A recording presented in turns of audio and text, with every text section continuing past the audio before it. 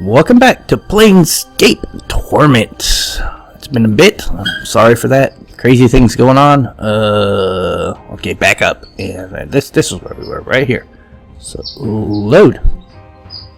Got an autosave there, too. Maybe I don't need to back up. Yeah, I need to back up. Oh, okay, so we had just come out of here. And we were in the... I don't know where we were. There's a map screen. The Hive. Okay, world map. Right here. So... does it show the... oh, wait. Yeah, we can get back into the thing if we die, right? That's how we get back into the tower? Yeah. So that's that. Do we have a journal? Spellbook? Oh, oh, sorry. It's my Fraps number thing is down at that bottom corner, so I'm going to move it to the top left of my screen. Ooh, did I draw? Do we got a journal? Press the J key? Journal, there we go. So it struck me as important. Weird. Everything's going on. Oh, this is probably not a game I need to have gaps in. Hive Dweller. Let's go talk to him. Hey, buddy. Oh, got hatchet out. There's a mad woman running around here at times. Heard she's a clueless. Who went barmy trying to find her a clueless. What's a clueless? Can I talk to you?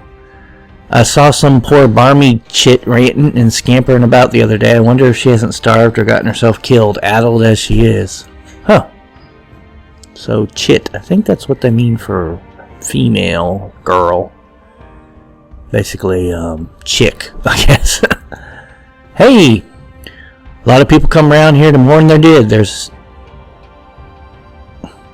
Try that again. There's a right strange Desmond at the Desmond Memorial who can tell you if someone you're looking for has died, or bury their name for them if you'd like them remembered. Interesting. Probably will come in handy then. What do you got there? I can't stand the thought of raising me child here. Maybe one day my family can leave this awful place. Maybe you can. Oh, come on, chickens. Munch, munch. Munch, munch being loud. Doing this during the day. I saw some... yep, well, we need that. So that was that? That was that one, right? Nothing of interest to say. Okay. Let's go over here then. Alright, there's someone there. Can we catch it? Ah! They're moving! Got him. You see a woman dressed in faded, patched-up clothes. She glances at you as you approach, but turns away quickly as if unwilling to make eye contact with you. Greetings! The woman glances at you again, gives you an ice-cold look, and then turns away. Miss? She turns again, and this time you see a dagger in a hand. Leave me, dog, or I'll be jabbing this where you'll never find it. Calm down, I just had some questions. She makes a semicircle over her heart with a free hand, as to ward off evil. I have nothing to say to you. Be gone with her. Yee. Okay, I'll let her go. I'm not going to attack her. I'm not crazy. I'm not a crazy person attacking people for no reason. There's a dustman there. Hey, you, what you got? Frightened. You see a man in tattered clothing. As you approach him, he suddenly stops and begins to look around, frightened. Greetings. The man looks startled, then takes a step back. Hey, what you be wanting, Cutter? I don't know what that means. His voice is shaky, and he seems to be taken aback by your scars. I have nothing on me, so as I don't, and my rags are not worth the trouble. I'm not here. Calm yourself. I'm not here to rob you. I had some questions. He keeps a safe distance, and his eyes dart from side to side, as if expecting something to step out of the shadows. Questions, he said. And what might those questions be? Farad. Name's, not one I know, Cutter. Who's he? He's a collector, I think.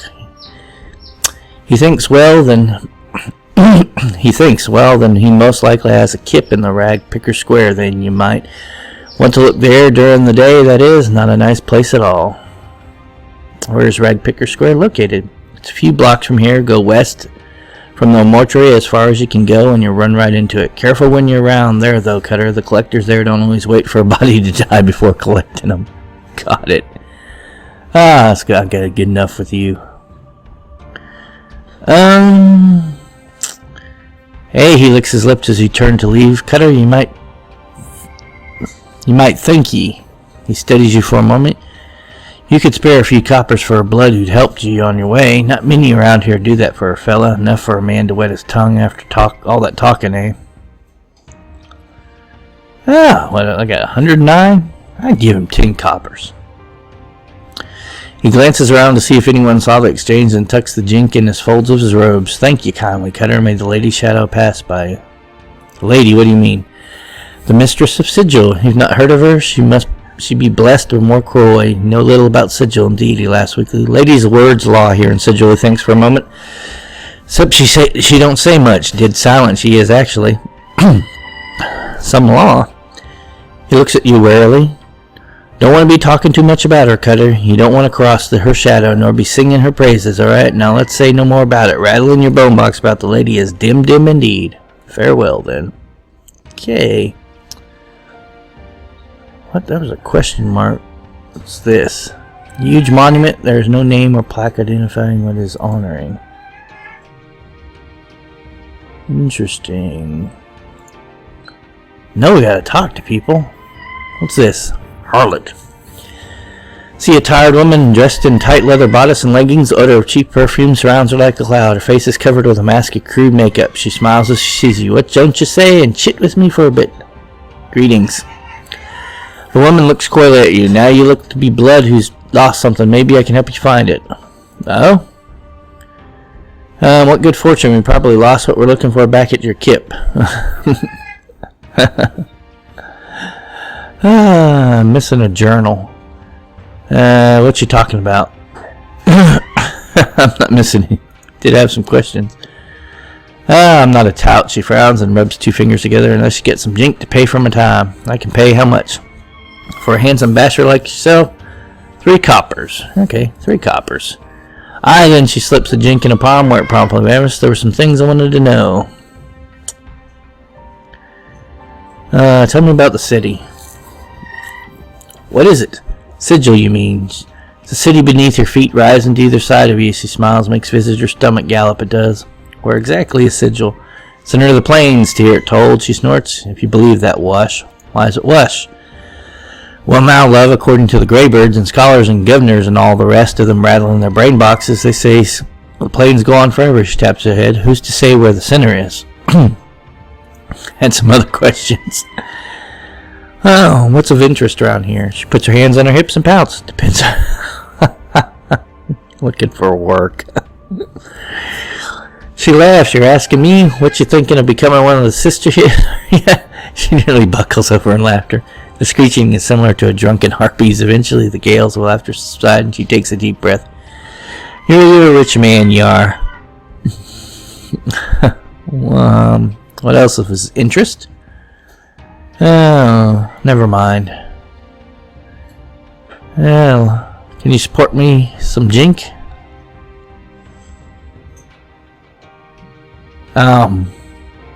Mort. I'm not even going to ask how you can accomplish this. The woman breaks in. This twice the cost for the mirror or any other degenerate. A mirror? Mirror is a talking encyclopedia. That's me, Chief. I see. Well, don't sweat it, Mort. From the looks of her, I'm probably saving you from dying twice. May a pox shrivel your innards. You have the stinking fashion sense of a goat herd, and you're twice as ugly. New taunts. Oh, he gets new taunts.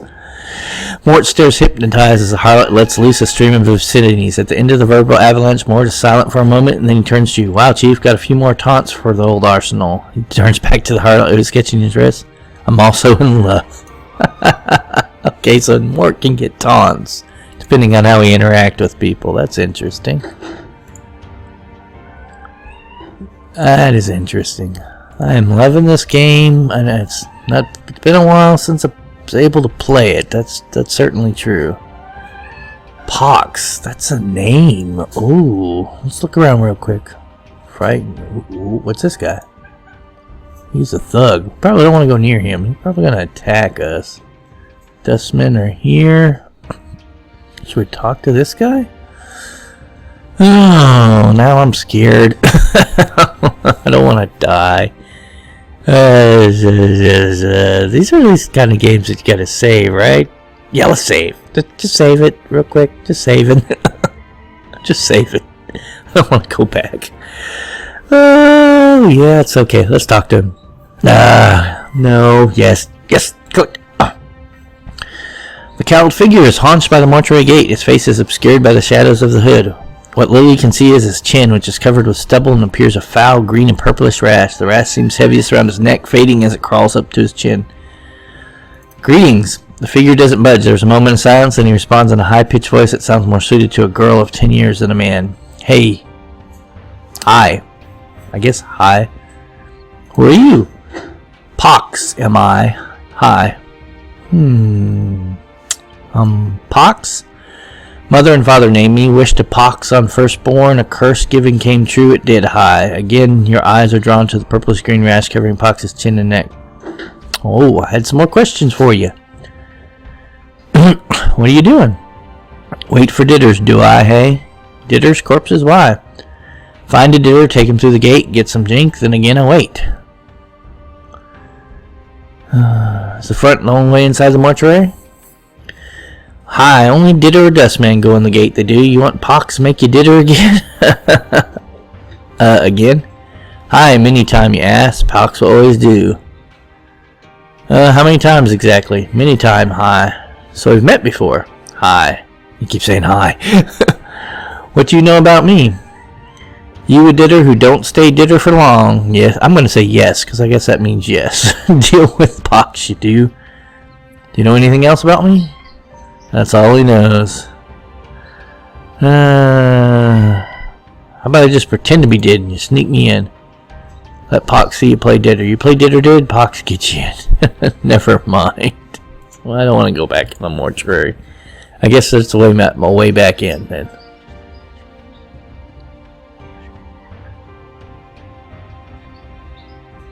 Oh, who's watching me? The dustman? This guy, talk to this guy? Dustman is dressed in long dark robes and hands are folded into her sleeves. The head is bowed and she is chanting a measured pace with other dustmen around her. Greetings. Dustman appears to have heard you, but she does not look up. Listen to their chanting. All the dustmen carry the exact same tone and rhythm. The chant rises to a near shout every few minutes and slowly fades in a way that reminds you of an echo. Once it fades completely, the dustmen speak several lines praising the true death and begin their chant again. Greetings. Okay, let's speak with you. Now, what are you doing? Okay, leave in peace. I guess I can't do anything. They're just doing their chanty thing. Can I go in here? Can. Okay, what is this? The obsidian monument has names chiseled on it. Quentin and Sevti and Death of Names. Quentin. The man before you looks to be middle of height and years. He is stout with thick bullish neck and his shoulders are haunched as if a great weight was pressing upon them. He wears an impatient look as he stares at the black monolith in front of him. Greetings. The man throws you a glance. There's the room, Cutter. No need to ask my leave to stand here. Actually, I wanted to know what this monolith was. It's a tombstone for the plains, he scoffs. Graveyards and names are scratched on that rock. Can only hope my name's the one that'll split the stone in twain. He points at the base of the monolith. Quentin's right there, hammered in just hard enough to send the damn thing crashing down. Tombstone for the plains? Aye, Quentin smiles ruefully. The dusty scratch the names of the dead on this monument here. He gestures around him, and on the walls of this place, not enough space by the reckoning, but no matter. They do their best, can barely read half the names. What are you doing here? Reading the new arrivals. Try and find a new one every day. Try and remember if I knew him. Nothing more. Dustmen record the names of all who have died on this monument? Aye, they scratch them on this rock and scratch them on the walls in this place too, Quentin squawks. I don't know why they take the trouble to take accounting of the dead. The Dusties have more care for the living. The living?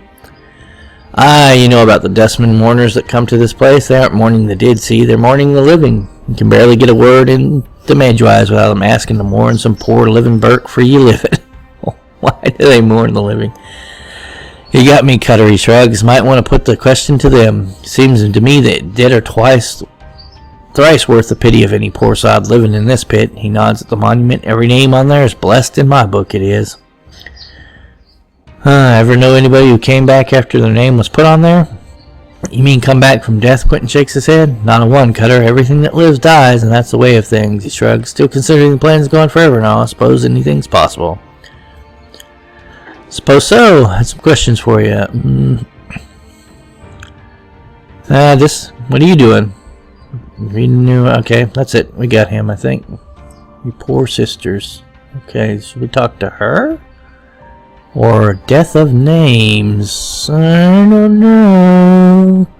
Afraid I'm gonna get insta-killed up. What's this? Thousands of names. Like, recognize a name, right? I probably wouldn't recognize my name. Okay, let's talk to her. Some kind of centaur. Really? Really? We're trying to do things over here. Alright, sorry I had to take a little break. Chicken crazy, making crazy. Let me go back and read this. Woman's face looks broken and she's covered in scars. They look like bite marks and fingernail cuts. She is cradling the shreds of several rags in her hands and staring emptily at the wall of the monument. At the names there. And I said, greetings! And she said, back. It's crazy. The woman's teeth peel back, displaying a row of black canines. What you want of Sevtai? What's the matter? What's wrong? Those chaos men wrecked my cart, attacked me, and killed 3 of my sisters who tried to stop them. Not sisters anymore. Now there's nothing but names on this memorial wall. Chaos men? Chaos men, a faction, they says. What they are is an addled bunch that runs wild through the hive and does whatever they please. We never did no harm to them, and then they lope in like dogs and tear apart anything within their reach. Who are these chaos men who attacked you? They're a hiver gang. A bunch of addled sods call themselves the Starved Dogs Barking or some barmy nonsense.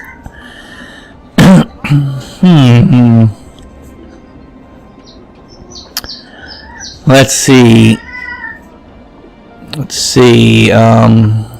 You know, I wouldn't mind pinning some men in the dead book for some coin. Their actions were unjust.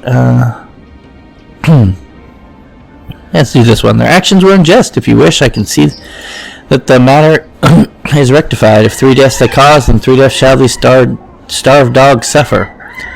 A copper earring in your purse if you pin the 3 of those murdering sods in the dead book, Jig.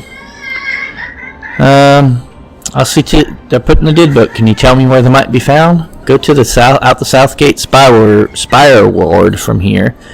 Then walk around the block until you come to a place where men run in circles howling at the sig sky. There's the starved dogs there. I'll go look for them. Okay, so my journal. See, so yeah, this is one of these old systems where you like don't know what your quests are.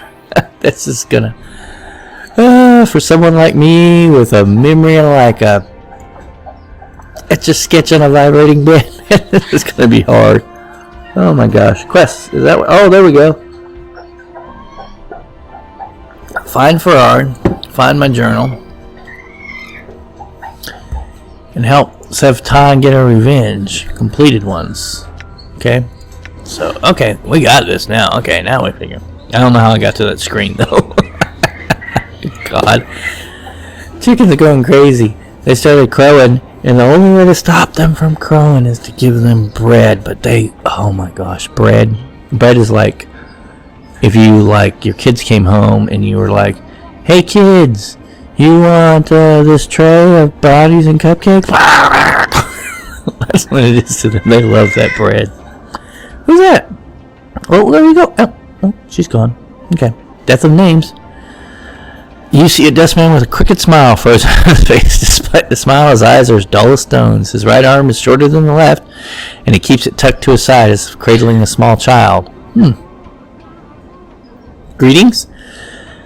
The dustman's eyes slide over you. Name? The way he speaks a word, it sounds like a tolling of the bell. I don't know.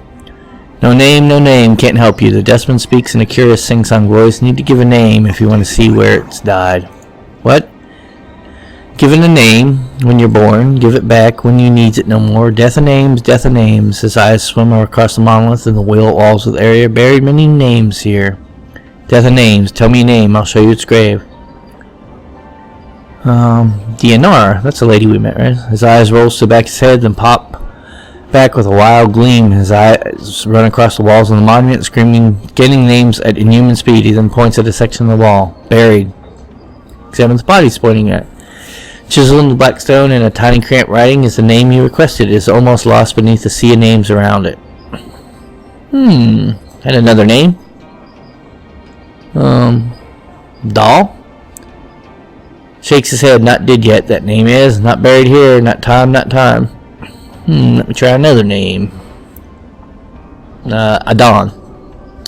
Shakes his head. Not dead yet. That name is. Not buried here. Not time, not time. Can you bury a name? Quentin. What's Quentin? Why would I choose Quentin? Quentin? Not dead yet. Okay. I'm sorry to disturb you. Maybe I'll need that bury a name feature. So, I'm a little worried about going too far. I know this is the kind of game where you go too far and then that's it. You're gonna get killed. You're gonna get killed if you go too far. Bane the Cinder. Let's go talk to this guy. Talk to this thug. He's thugging around. You see a heavy-set looking man. He has a stone-faced expression. Greetings. The man looks at you a moment, grunts, and raises his hand, revealing a wicked dagger. He smiles evilly and begins twirling menacing arc. Attack him! He's trying to kill us. Come on, Mort. Get in there. Mort, help me, Mort. Mort, help. Okay, come on, Mort. Oh, get him. Get him. Come on, get him. Mort, you're not helping. He's running away. There we go. He's like going off crazy. I'm gone. 3 copper. That's not cool. Got hurt for that. Oh, what's that? What? Where you go? What? That was too fast. I couldn't even catch that person. Hey, everybody's heavy set around here. You see a heavy set man with sharp features and a pained expression. Despite this huge frame, however, he has an effeminate look about him, and unlike the other residents you've seen, he looks like to have bathed recently. As you approach, he looks up hopefully, and calls out in a high voice, "Craddock, good sir." What? Eh? His hopeful expression dies as he studies your face. 1,000 apologies, good sir. If I have given offense, he gives a slight bow. I am called Bane the Cinder, third child of Debane the Cinder. I am one of the many runners employed the House of Cinders. No apologies. What do you want? Take a sip here. 1,000 apologies for troubling you with such a trivial matter, but I seek Craddock, an overseer in the hive. Banes look like he is in pain, but alas, he eludes me. He looks at you again, hopefully again. Could it be you have heard of such a man? I'm sorry, I haven't. Bane gives a deep sigh. I'm bound to deliver a message to him. As yet, fortune has not chosen to favor me. I could help you if I come across him. I could pass along your message. Bane face lights up like a lantern. Unfortunate day for Bane and the House of Cinders. Any assistance could provide would be most welcome. If you can find this Craddock and pass along the message, I shall see to it you're paid for your troubles. Alright, what's the message? Bane recites the message almost like a mantra. The shipment must be incursed by the 3rd day or there will be a penalty. Bane frowns. I am told that Craddock will know of the shipment to which the message pertains. If I see Craddock, I'll pass along the message. If there's anything you can tell me about him before I go that might help me find him.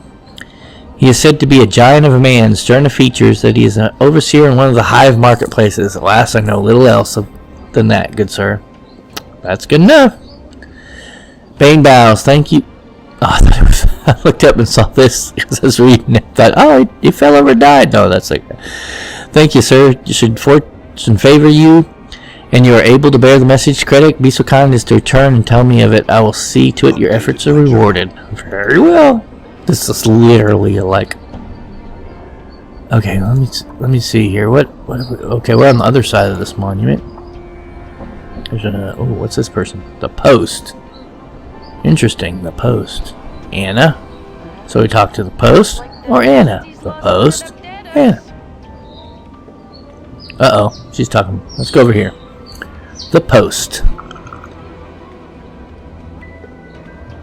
This filthy-looking corpse is in a sad shape. Its shoulders are slumped and one of its legs are broken, causing it to lean to one side. Stains cover it from head to toe. Judging from the smell and the texture, the stains run from the rotten fruit to mud and bird droppings. To add to the indignity, graffiti has been carved into its head, and several notices have been nailed into its chest, back, and head.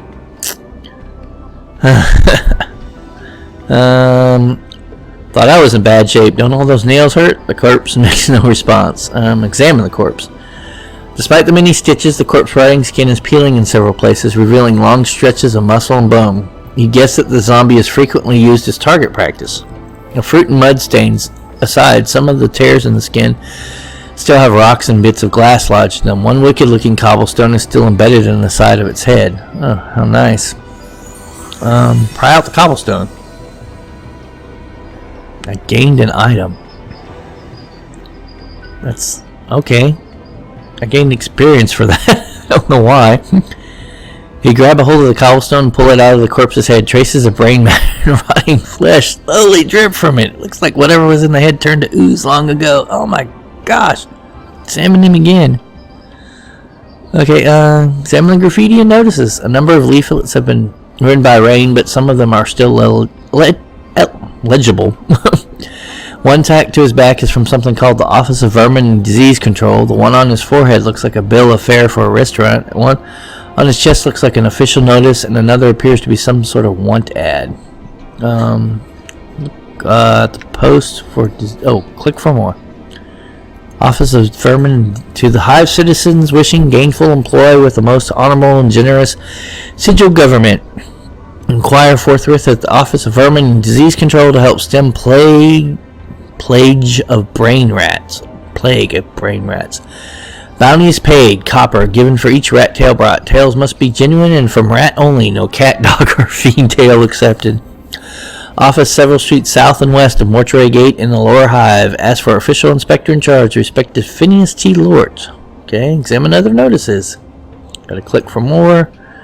Bill of fare. Someone posted a bill of fare for the Gathering Dust Bar, but the bill of fare cannot be read as the word Smoldering Corpse Bar scrawled in charcoal over the Smoldering Corpse Bar. The zombie immediately jerks its left arm upwards and points far to the southeast. A moment later, the arm falls back to his side with a thumb. Oh, interesting. Reminds me of a job I once had. He seems embarrassed. Well, I mean, without the arms. Other notices? Official notice. Public notice by the order of the Judiciary Council in accordance with the citizenry of Sigil. Let it be known that those defacing a registered servant of Dustman, either by graffiti, malicious attack, or posting notices, will constitute felonious assault, and by perpetrator will be answerable for the vandalism of said servant. In other words, post no bills. Interesting. Oh my gosh. Let's see. One ad. One, an able-bodied person willing to investigate a matter of utmost importance to the Dustman cause will offer suitable compensation upon successful completion of said task. Interested parties inquire with Initiate Norji, Gathering Dust Bar. Okay, interesting. Let's see. She's a tiefling, right? Tiefling? I think she's a tiefling. I think that's what they call them. Alrighty, well, we're going to end this episode here. I know not much exciting happened, but we were just wandering around. Hey, we healed a little bit. That's great. We got a little Healy thing going. Let's check our inventory to see what that cobblestone. I don't know what we're going to use that for. Oh, my bone and ash. What does this do? We've got stuff going on everywhere. Wish we had a box somewhere we could leave this stuff. Mortuary Sanctum key. Don't know what you need, don't know what you don't need. Craziness. Probably a good idea to keep the keys, though, right? What's this supposed to do?